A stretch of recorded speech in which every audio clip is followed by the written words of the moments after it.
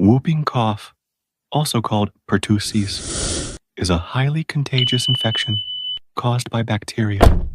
It mainly affects the lungs and breathing tubes, and while common in children, adults can get it too.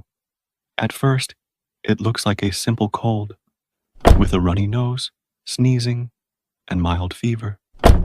But soon, strong coughing fits begin, often ending with a whoop sound. The cough can be so severe that it causes vomiting, and in babies, it may even stop their breathing for a few seconds. Whooping cough spreads easily through coughing and sneezing droplets. Infants and unvaccinated people are at the highest risk. The best prevention is vaccination. The DTaP vaccine for children and booster shots for adults. Treatment usually includes antibiotics, rest, and in severe cases, hospital care. Early diagnosis and vaccination are the keys to saving lives.